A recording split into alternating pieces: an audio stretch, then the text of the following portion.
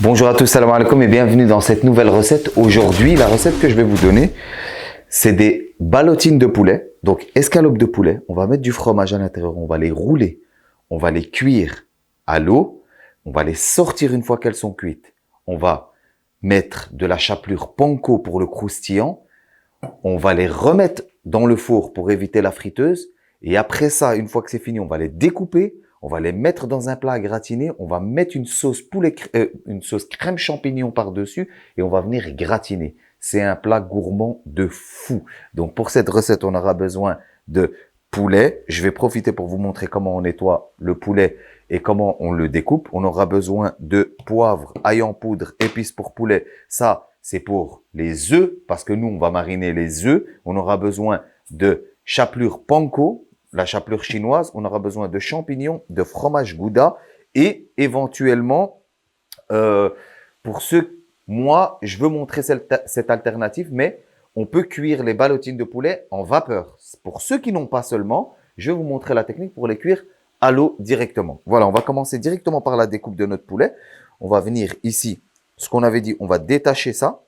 On va détacher les deux qui sont collés. Donc, vous voyez, ici c'est collé. On va juste venir les détacher. On va venir ici, le cartilage avec notre couteau en biais, ici là. On va venir de l'autre côté. On va en biais pareil. On va retirer le cartilage. Tout ça, ça se récupère. Ça, c'est à la poubelle. On va laisser celle-ci de côté. On va venir prendre ici ce qui dépasse. Et on va le couper proprement, ici, pour lui donner sa forme. Voilà, ça se garde aussi. On peut mettre ici. On va venir pour ceux qui veulent un peu nettoyer le gras. Il y en a qui le laissent, il y en a qui le nettoient. Chacun.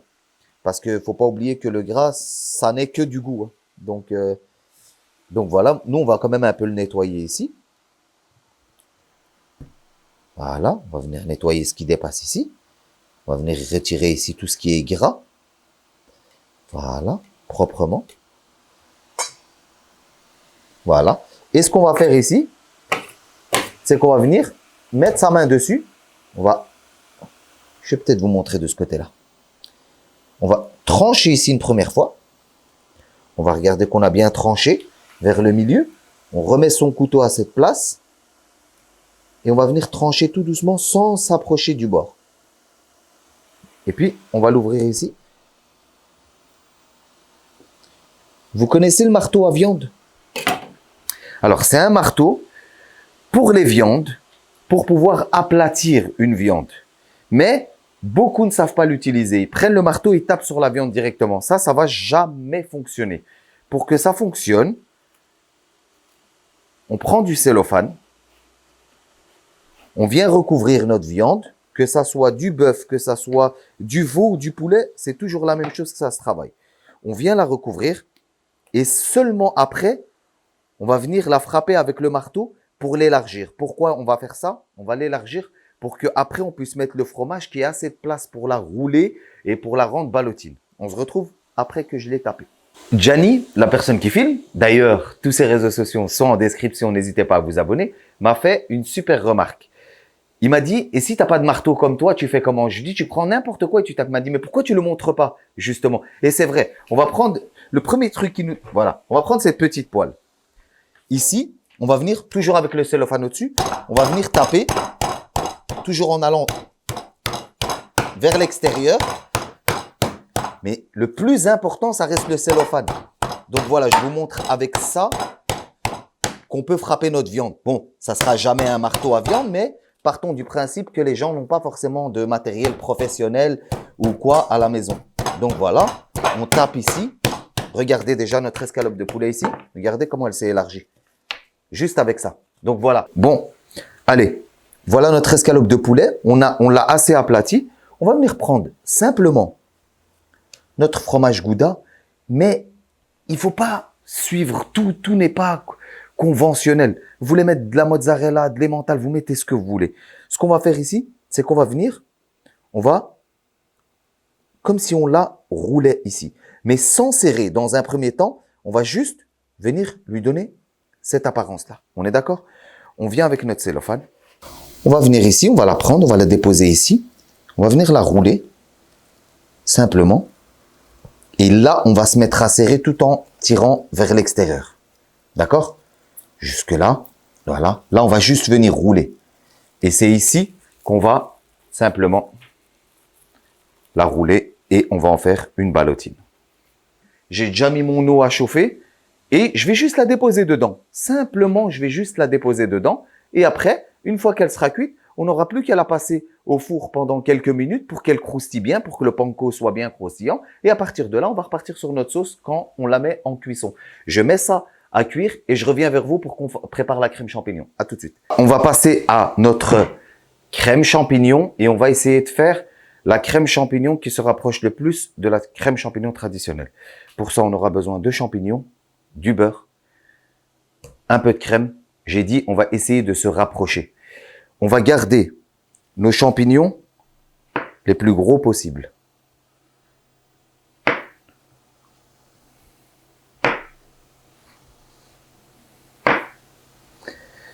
On met du beurre dans notre petite marmite à feu doux. Et n'oubliez pas ce que je vous ai dit dans l'ancienne recette. Je vous ai dit, les amis, la crème champignon, c'est le goût des champignons. Donc, il faut essayer de faire suer un maximum ces champignons. Donc, on met un peu de beurre, on recouvre, on met nos champignons, on recouvre à feu doux et on laisse suer, on laisse suer, on laisse suer. On récupère un maximum le goût des champignons et puis on va venir rajouter notre crème, sel, poivre, muscade. Allez, on se retrouve dans le four. Voilà les amis, le beurre il a fondu. J'ai mis mes champignons. J'ai bien tourné mes champignons pour que le beurre rentre bien, aille au-dessus de mes champignons. Et à partir de là, je recouvre feu moyen et je laisse. Chaque 5 minutes, je vais venir regarder si mes champignons ont bien sué et si le jus des champignons est bien sorti. Et surtout, feu moyen. C'est très très important. Si c'est feu vif, tout va s'évaporer avec justement la vapeur. Donc ça sert à rien. Allez, on recouvre et on se reprend à partir du moment où elles ont bien sué. Je mange des bonbons. Parce que c'est pas encore le ramadan hein, chez nous. Je tourne avant. Bien, Gianni. Regardez, ça doit faire 10 à 15 minutes que je laisse. Regardez, vous voyez la vapeur? Allez, t'es prêt? Regardez. Oh là là là là là là. Regardez-moi ce jus de champignon. Tu vois bien? Regardez la couleur.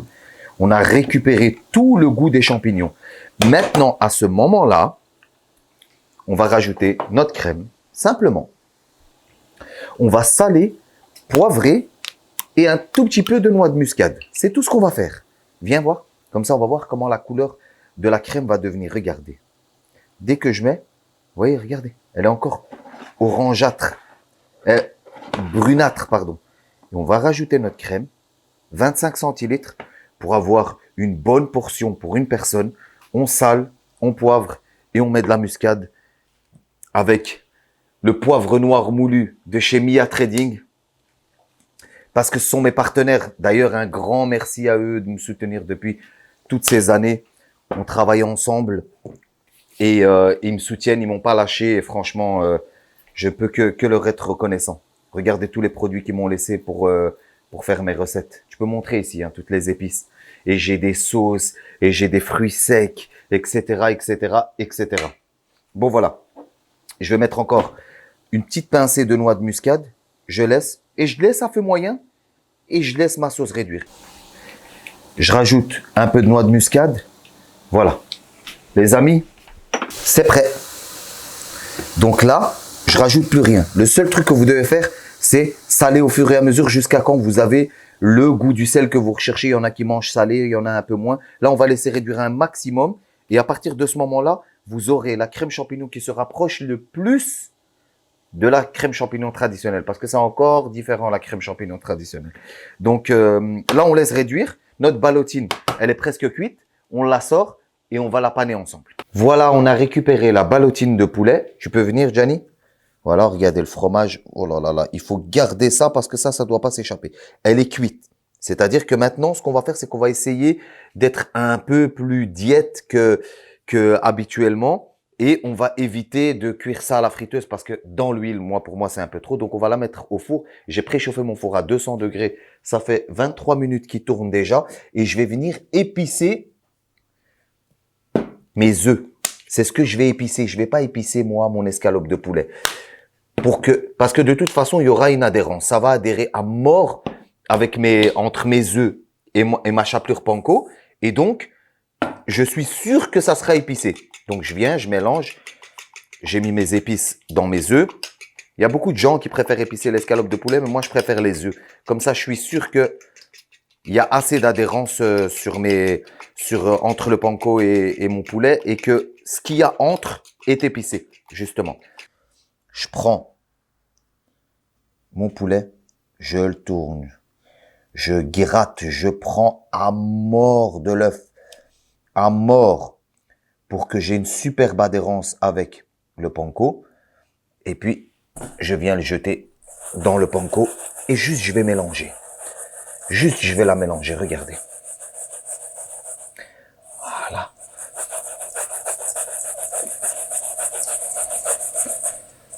Je prends un peu au-dessus, j'appuie un peu dessus. Et voilà. Regarde-moi ça. Tu peux la montrer ici. Regardez comment elle est bien panée. Notre four est préchauffé. On va juste la déposer à l'intérieur de notre four et on va la cuire. Elle est déjà cuite. On va juste cuire la chapelure. C'est-à-dire qu'on n'aura pas le souci de « Ah ouais, mais j'ai peur à combien de degrés, est-ce que l'intérieur va être cuit, etc. » On n'a même pas ce souci-là. Donc, nous, ce qu'on va faire, on va juste la déposer et on va la laisser cuire. Notre crème champignon, tu peux ramener un peu ici? Elle a bien gonflé, elle est quasi prête. On va pouvoir dresser notre plat à gratin. Donc, je rentre ça dans mon four. Oh là là là là là là. Je la laisse cuire doucement. Et une fois que notre crème champignon, elle est finie, ce qu'on va faire, c'est qu'on va la mettre directement dans le fond de notre plat à gratin. Quand on va sortir notre ballotine, on va la couper en deux, on va la déposer comme ça et on va gratiner par-dessus. Ça marche? Instant promo, comme d'habitude. Abonnez-vous à tous mes réseaux sociaux, c'est important car je vous donnerai des recettes spécifiques pour chaque réseau social. Ça, c'est la première instant promo et je ne vais pas en faire trop, mais abonnez-vous aussi aux réseaux sociaux de mon partenaire, Mia Trading. Il faut savoir que moi, je suis un ancien. Je suis pas comme les jeunes d'aujourd'hui où ils parlent d'une marque. Non, non. Mia Trading, ils me soutiennent depuis 7 ans. On a fait le tour de France ensemble. On a donné des centaines de recettes ensemble. Ils m'ouvrent les portes de leur société pour prendre des épices, tout ce que j'ai besoin pour pouvoir cuisiner et vous donner ces recettes. Donc, il y a vraiment une relation fraternelle entre les sociétés, entre Mia Trading et Newells, par exemple. Des sociétés avec qui je travaille depuis des années, chaque fois que je leur demande en disant voilà, j'ai besoin de ça, parce que je vais faire des recettes, jamais ils m'ont refusé, donc c'est très très important. Abonnez-vous, regardez leur contenu, ils sont à jour sur leur contenu, regardez un peu leurs différents réseaux sociaux et ça me ferait très plaisir. Allez, on se retrouve tout de suite pour le dressage. Les amis, ça y est, c'est cuit. On va aller chercher notre ballotine de poulet à la chapelure panko. En plus, on n'a même pas utilisé de friture. Regardez-moi ça.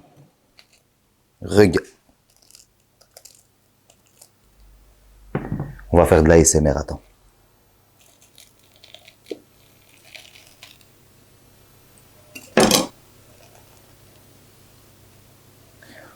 On va la prendre.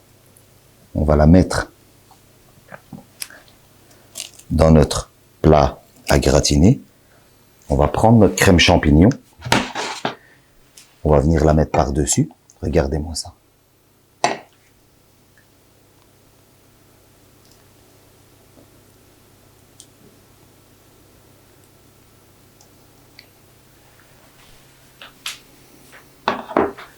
Et on va venir mettre notre fromage mozzarella. N'oubliez pas, on gratine avec de la mozzarella. On gratine que avec de la mozzarella. Parce que le fromage mozzarella, ça gratine et le reste, ça durcit. Regardez-moi ça. On rentre au four. Jusqu'à quand c'est bien gratiné. On se retrouve directement après pour vous montrer le plat et pour la fin de la vidéo. Malheureusement, je vous ai fait un plan de fou quand je vous retire la ballotine, je la mets dans l'assiette, je la dresse et tout, mais je me suis rendu compte que j'avais pas mis le micro, donc vous allez voir les images maintenant et vous allez continuer à entendre ma voix. Normalement, là, j'ai dû montrer le gratinage, partir avec ma pince prendre le poulet, monter, qu'on voit le fromage et tout au ralenti parce que j'aime trop faire ça. Et après, bon, j'ai dû prendre quelques champignons, les mettre par-dessus, etc. Et hop, on revient par ici. Voilà, ça a donné ça. Regarde. Donc, notre ballotine avec la crème champignon. Et ici, je vais prendre une cuillère pour vous montrer la crème, comment elle est onctueuse. Regardez-moi ça. Regardez, oh là là, rempli de fromage. Regardez-moi ça. Parce que je vais le manger. Hein. Bon, les amis.